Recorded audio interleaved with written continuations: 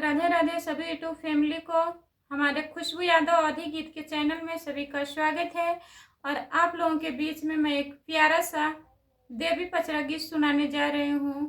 कैसा लगेगा आप लोग कमेंट में ज़रूर बताइएगा। लास्ट वीडियो तक बने रहिएगा दोस्तों, और ढेर सारा प्यारा आशीर्वाद दीजिएगा। जय माता दी सभी को। धोइला चरनिया मैया दिहलु नाया शिशिया हो कि गाँव लइके ना मैया जाई अपने घरवा हो कि गाँव लइके ना मैया जाई अपने घरवा हो कि गाँव लइके ना धोइला चरनिया मैया दिहलु नाया शिशिया हो कि गाँव लइके ना मैया जाई अपने घरवा हो कि गाँव लइके ना धनवा जा देबै बेटी लूटी पाटी जई हो बीरनवा देबै ना तोहरे नैहर के सिंगरवा हो बीरनवा देबै ना तोहरे नैहर के सिंगरवा हो बीरनवा देबै ना धोइला चरनिया मैया दिहलु नाया शिशिया हो कि गाँव लइके ना माई जाबै अपने घरवा हो कि गाँव लइके ना मैया जाबै अपने घरवा हो कि गाँव लइके ना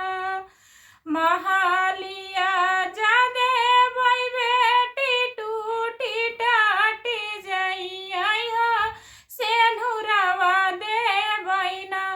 सजल रही है तोहरी मगिया हो सेनुरवा देबै ना सजल रही है तोहरी मंगिया हो सेनुरवा देबै ना धोइला चरनिया मैया दिहलु नाया शिशिया हो कि गाँव लइके ना मैया जाबै अपने घरवा हो कि गाँव लइके ना मैया जाबै अपने घरवा हो कि गाँव लइके ना धोइला चरनिया मैया दिहलु नाया शिशिया हो कि गाँव लइके ना मैया जाबै अपने घरवा हो कि गाँव लइके ना धनवा जा देबै बेटी लूटी पाटी जई हो लालनवा देबै ना तोहरे अचरे कई सिंगरवा हो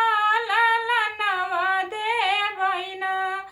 तोहरे कोखी के लालनवा हो बालकवा देबै ना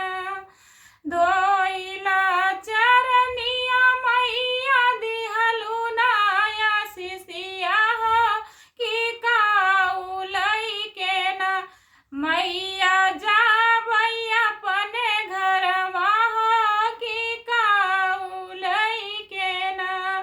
मैया जाबै अपने घरवा हो कि गाँव लइके ना। जय माता दी।